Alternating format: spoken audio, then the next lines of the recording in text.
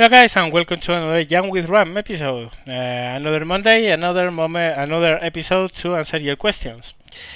This one this is the, not kidding here, okay? This is the 8th try I make to state a couple of things. Because, yeah.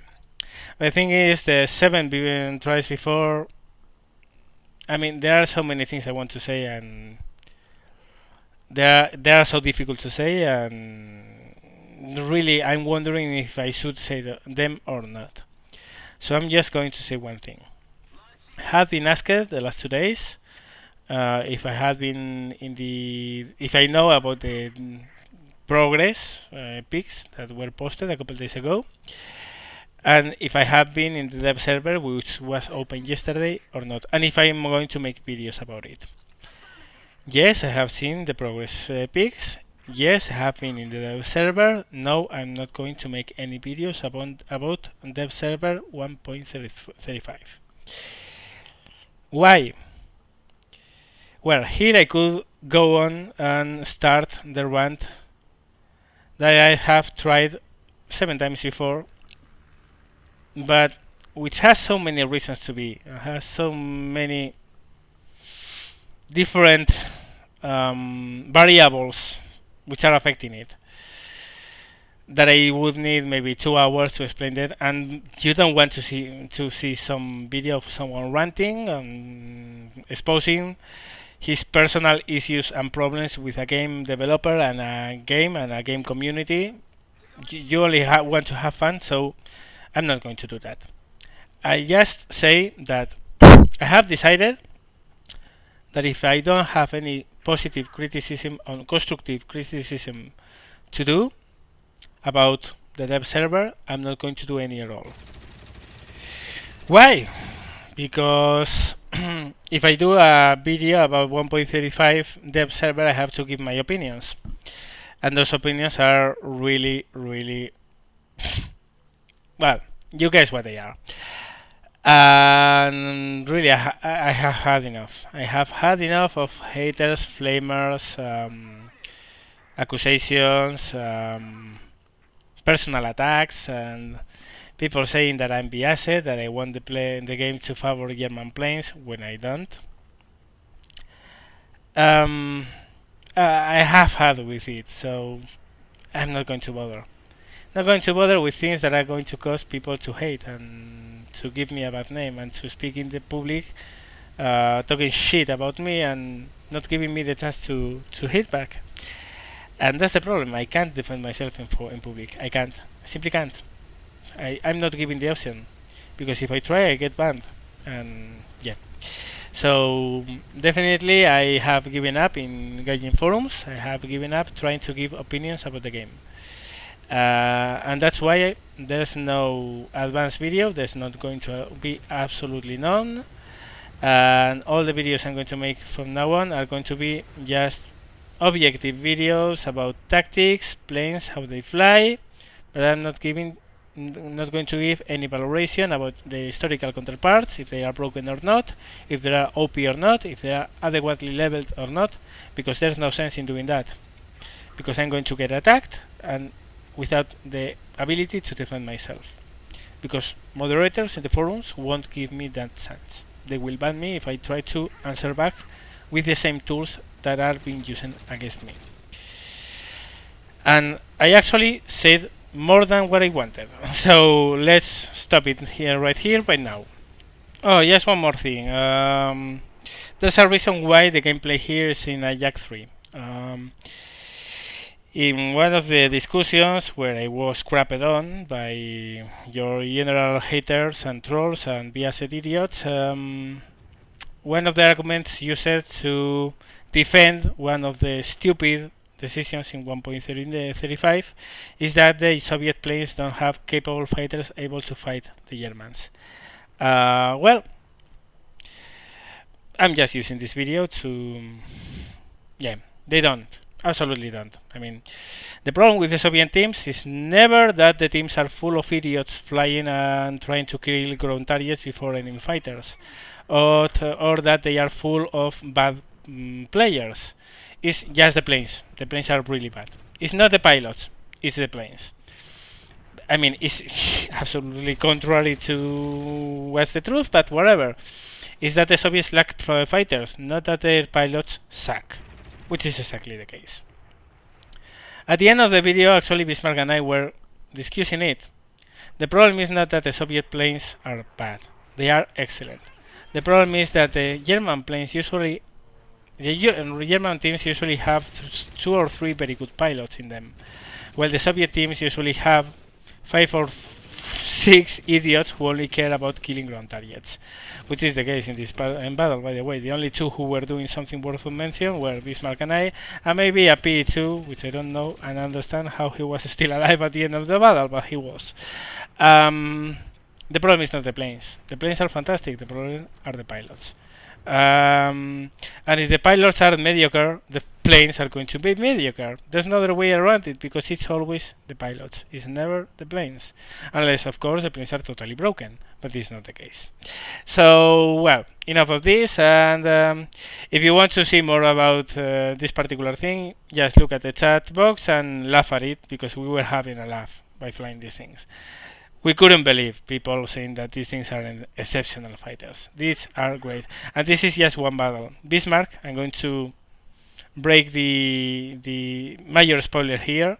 Bismarck gets 4 kills in this battle. In the previous one, we flew. Bismarck got 3 and I got 1. The fighters are absolutely exceptional. I mean, they are incredible.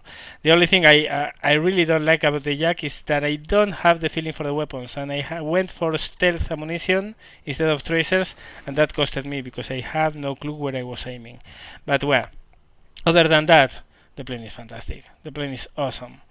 And I say about this plane, the LA5FN is also awesome. The LA7 is also awesome.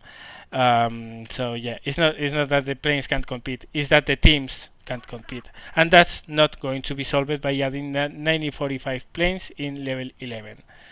That's an aberration. That's stupid. That's retarded, and that should never happen in a game where the developers promised historical matchups.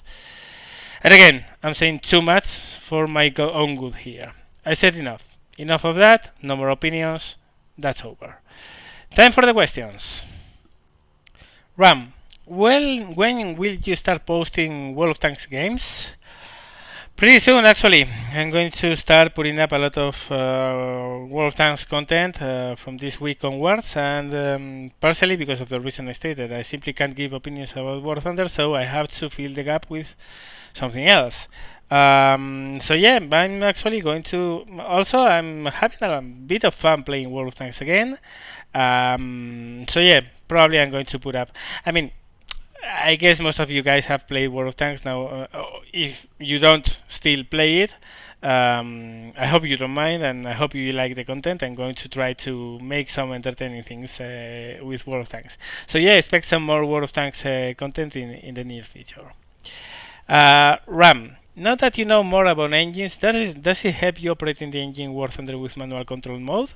Also, I'd like to see a Fighter Combat School about engines and how you should use those controls.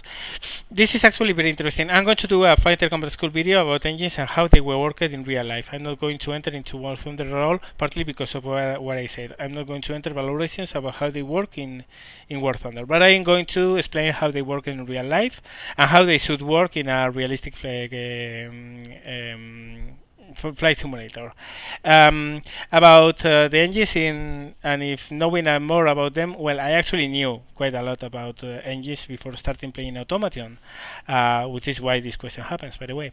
The thing is that I really didn't know how to balance out different things in the engines, and how to counteract some things with other, and how to balance the knocking and that kind of stuff. But I knew what a compression ratio was. I knew what octaning rating was. I knew how RPMs worked in planes, etc. So it's not that Automation has given me some knowledge that I didn't have. And yes, I'm going to do a Fighter Combat School video about how engine controls should work. Not related with War Thunder, just how they should work. More questions. Ram, how do you speculate the way the tanks in War Thunder will be played? Do you think it will also have AB, HB, and FRB modes? And just in general, how do you think it will be played out? Well, I can say what Gaijin has promised us. If that changes later, blame them, not me.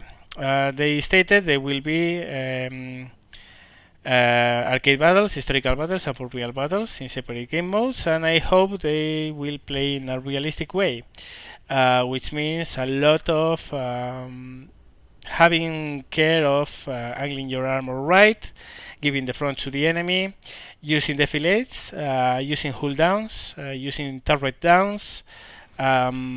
So pretty realistic. It's what I expect. It's what they promised. So I guess it's what happened. Next question. Ram, do you know Nexus the Jupiter incident? Yes, it's a game of space, maybe of 5-6 years ago. I actually played it back then, but I had some troubles. I don't know why. The X8 was giving me trouble all the time, and I was being dropped to the desktop. Sorry. That game crashed a lot of me, and in the end, I just hated it for that. I played maybe half of the campaign before just getting bored with it. I don't know. I really liked it at the beginning, but so many bugs, so many crashes. I stopped playing it soon afterwards. More questions. Ram, do you think you will be playing World of Warships when it comes out? If not, why? Well, I don't know. I guess I will give it a try just to have an educated opinion about it. I don't think I'm going to play it a lot. Why? Well, probably because I hope War Thunder is going to portray warships in a more believable way, more realistic. And it's not that I think World Warships is going to be better or worse. It's that I know, because I know, it's going to be very arcade. And there's nothing wrong with that. It's just that I enjoy things with more realism than just something very arcadey. So maybe I'll play it. I don't know, but I don't think I will play it a lot. Next question. I asked this before, but no answer. Do you prefer blondes, brunettes, or red hairs? I must have missed it because this is one of those questions I would answer instantly. Do I prefer blondes, brunettes, or redheads? I prefer those who have a brain below their hair. Preferably blondes. I like blondes. But I don't have a. It's not one of those things who says, nah, it's not blonde, it's not for me. But yeah, I like girls who have a brain. And then if they are blonde, even better. Next question. Next one is one of those questions that you have to answer. Because you have to. Because it's got 38 upvotes. And because the question is yes. Ram, why are you so sexy? Jingles, what the fuck, man? I don't think I'm sexy. I have to say, I have never had problems with girls, if that helps. But I don't think I'm a Casanova or something like that. Why I'm so sexy? I was born this way. What I'm going to say. Next question. Ram, Xbox or PlayStation? I really don't know. I don't have an education opinion to give about this one. I own a PlayStation 3, but I don't know. I mean, I got a PlayStation 3 mostly because there were a couple of games which were only for PlayStation 3. For instance, Hard Rain was one of them. The other one was a Dragon Ball Zeta game, which I'm not going to. Yeah, it's that way. I got a PlayStation because I wanted to play a Dragon Ball game. What's wrong with that? But yeah, I got a PlayStation mostly for that. I don't know which. For what I have read, they say the PlayStation is better. I don't know, but I got this because of that. Because the PlayStation had Hard Rain and Dragon Ball. What I'm going to say. Next one. What do you think about having the degrees of climb displayed in the UI of War Thunder? Do Gaijin think implementing because this could be very useful? It's already there. I mean, I don't know if you are asking me if I think that having a UI that shows the angle of climb is okay, which I think is cool because the instruments actually show you the degrees of nose up, nose down you have. The artificial or horizon does that. And I don't understand if you are asking if Gaijin should implement that because it's actually in the game already. If you go to virtual cockpit, pressing V, the key, you can cycle through the different views you have: cockpit, external, and virtual cockpit. The virtual cockpit actually displays the degrees of climb. So don't really know why this question happened, but yeah, that's the answer. Next question. Ram, what do you think about the DCS series of simulators? They were at Steam on sale. Well, I flew quite a lot of Black Shark, the helicopter one, and I enjoyed it a lot, really, a lot. It's actually the reason why I got my X52 HOTAS controls, because with just a Logitech joystick there were not enough buttons to play it well. Later on I got A10 on Warthog, but my computer is not good enough to run it at a proper resolution, so I stopped it because of that. What do I think? Well, I think that the ones that I tried were really, really, really, really massively good.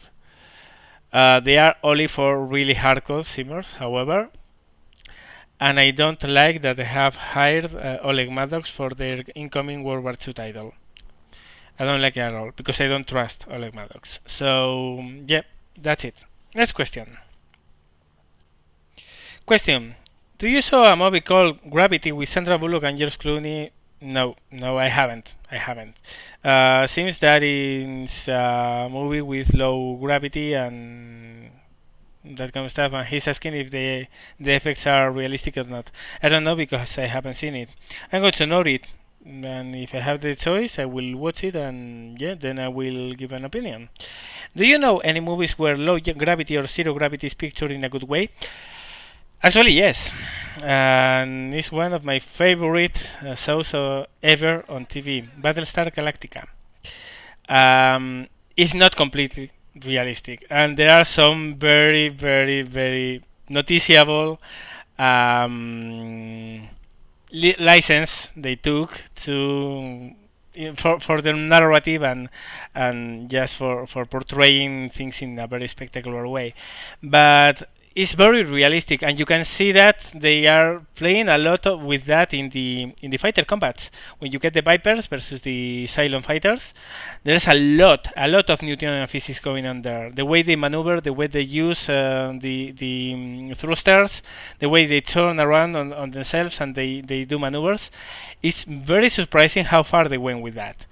Because for such a massive product and directed for the masses, you don't get that. I mean, what you get is usually Star Wars like from fighter combat, and that's not really realistic. That's not realistic at all. I mean, it's entertaining to watch, but it's not realistic. But Battlestar Galactica has a lot of realism built into that. Believe me, a lot.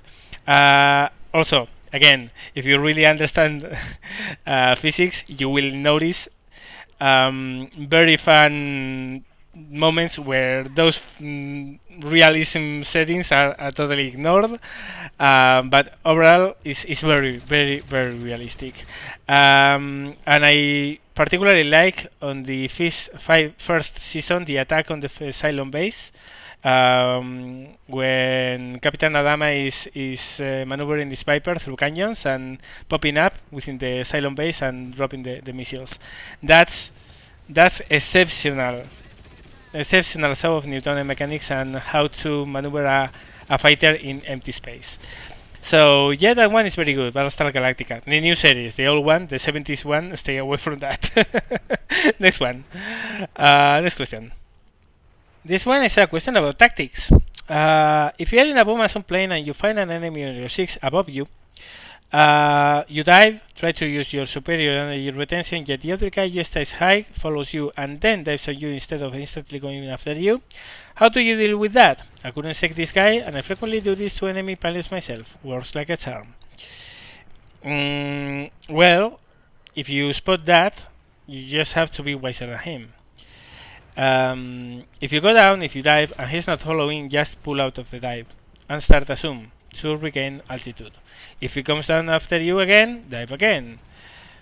Play that game until he gives up and tries to come for you. If he goes up, go up yourself.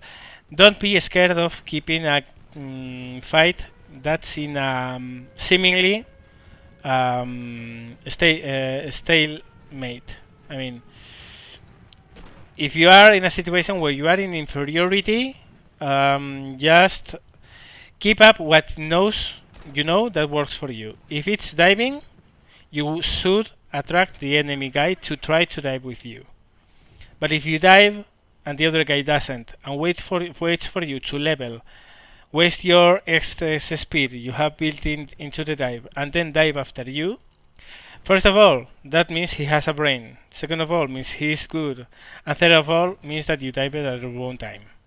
If you start diving and he doesn't follow, zoom up, back up. The Focus 190 versus Spitfire boom and zoom video you have in the Fighter Combat School, which is called Why Boom and Zoomers Are Not All About Diving and Zooming, or something like that. You will see that it's a game when I actually have a Spitfire coming for me. I start diving, he refuses to follow, and instead of keeping up diving, I just zoom back up and get him at the top of my zoom. Get him. I almost got him, but actually I inverted the tables. I turned the tables. He had the advantage. After that move, I was the one with the advantage. So what you want to do is, if he refuses to follow, pull up, zoom up, try to go for him if you can, and if you don't, just stay watching him. If he comes down again after you, dive again. If he pulls up from the dive, zoom up again. Just keep the fight in the terms you want. If you zoom too early and he doesn't follow and you don't give up diving, you are playing into his strengths. So if you dive, he doesn't follow, pull up and zoom. That's the way to do it. Next question.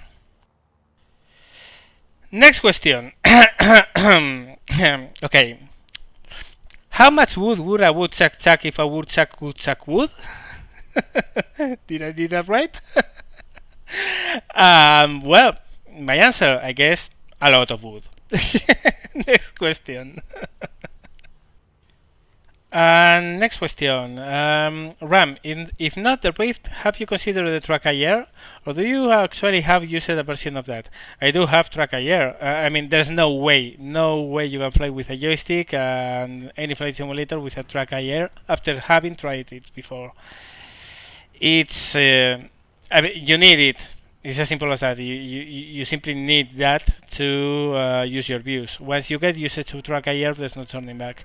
I actually tried it, and yeah, I have Track Air 5.0, I think.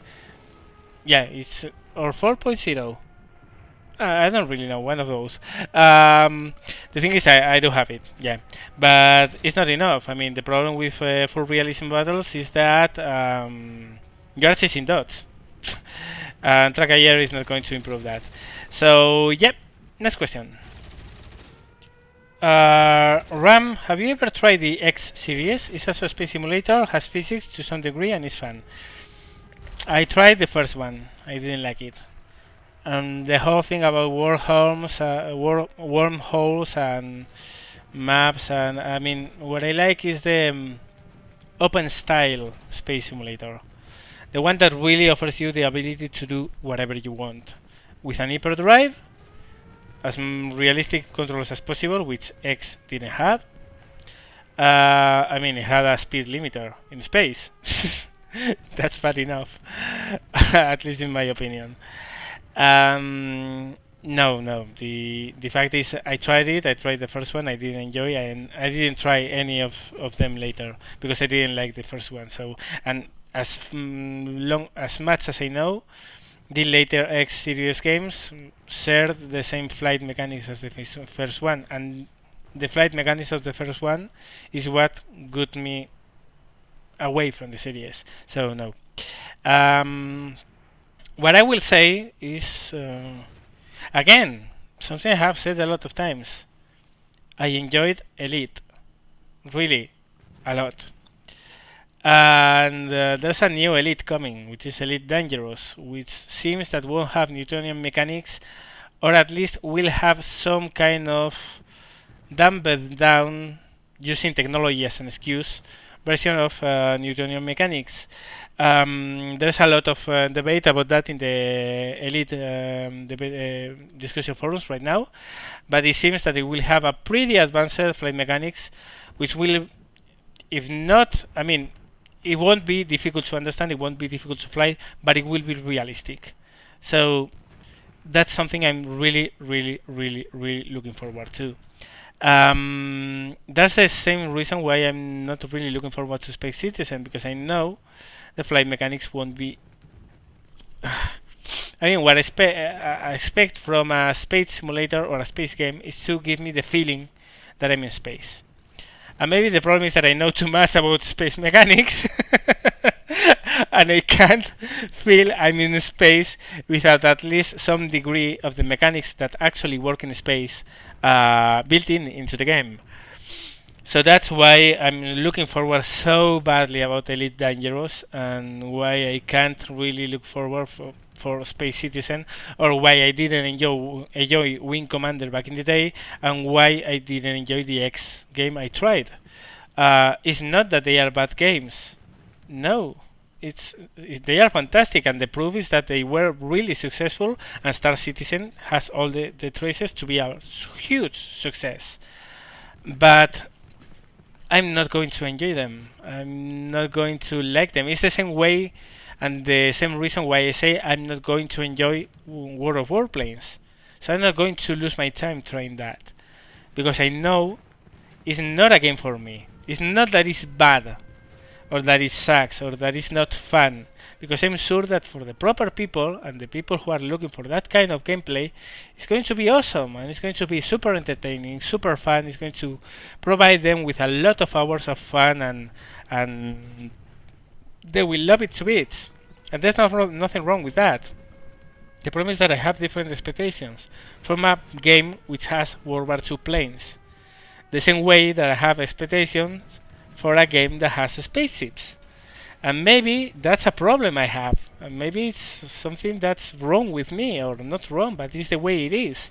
And I can't enjoy games that really throw realism through the windows.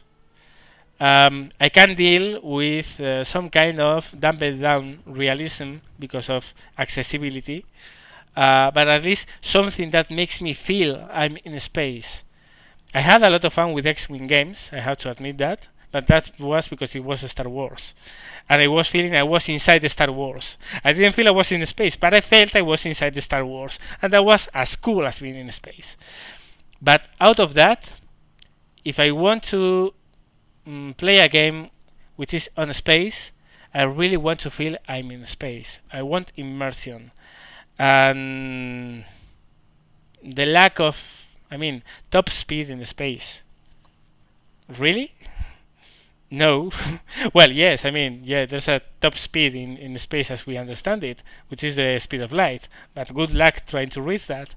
Other than that, there's no speed limit in the space. You can go as fast as you can accelerate to.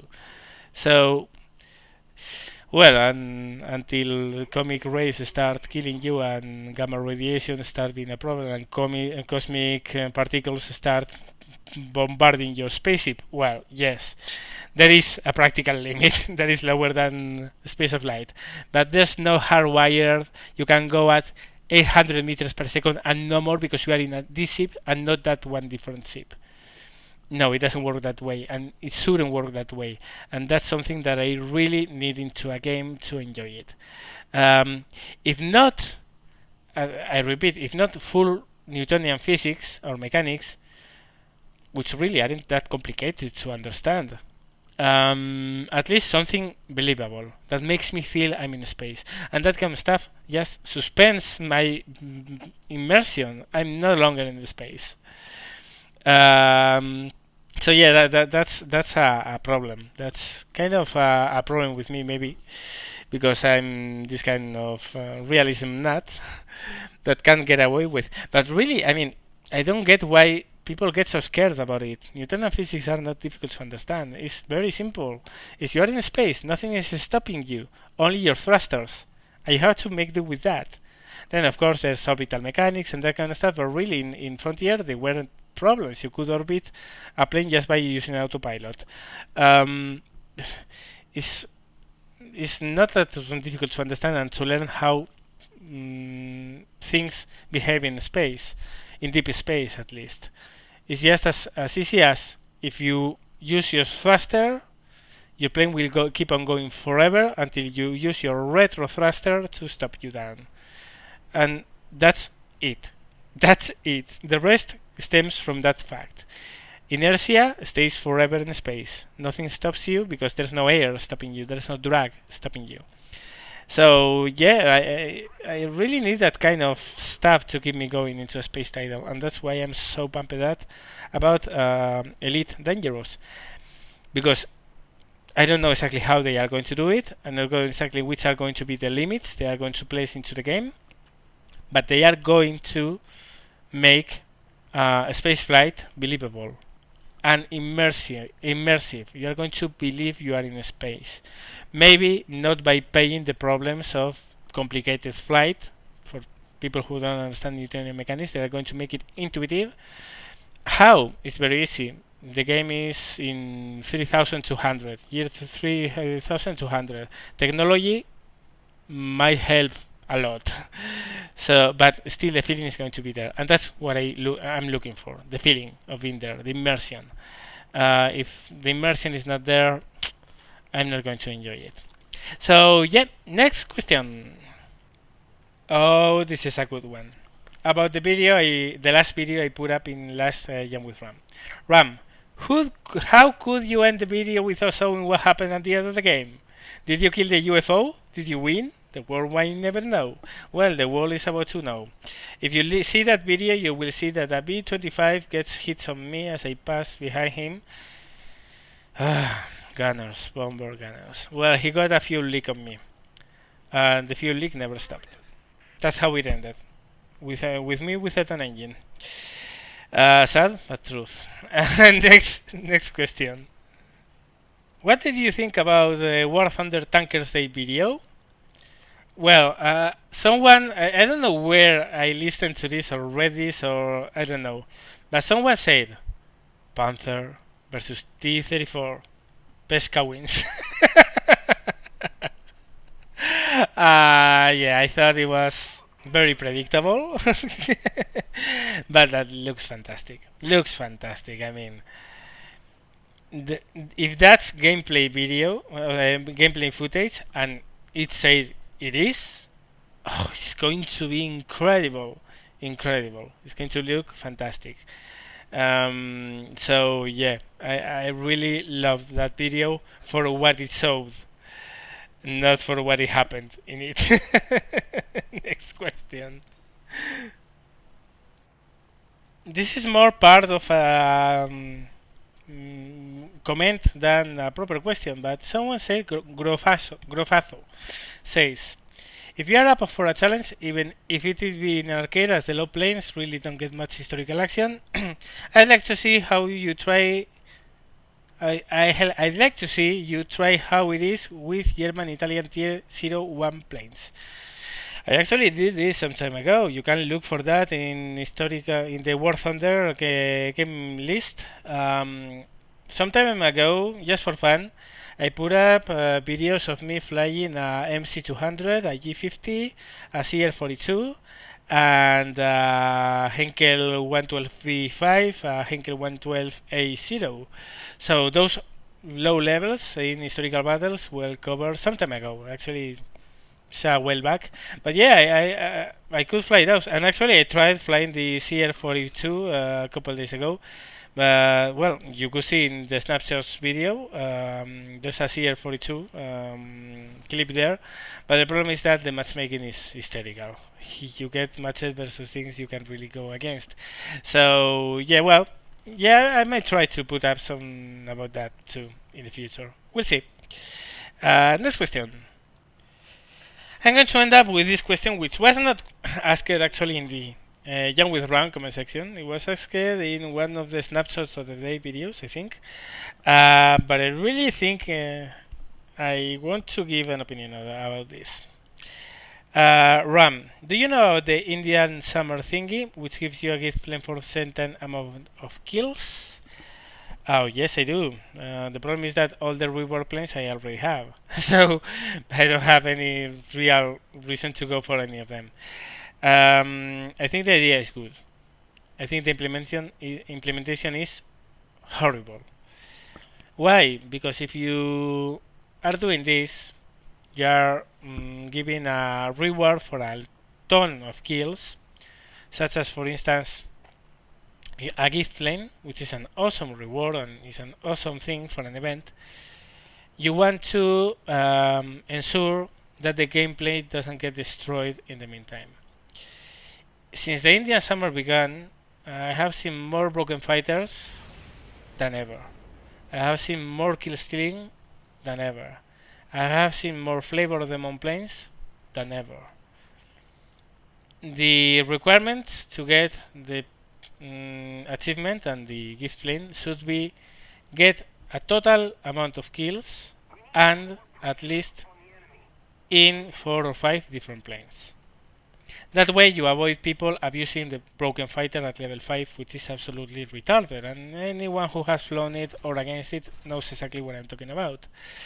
But the problem is, and also you should ensure that team killing, that you can't ensure that. I mean, it's going to come with the event. There's no way to avoid that. But at least ensure that people get that kind of stuff by flying different planes, not just one.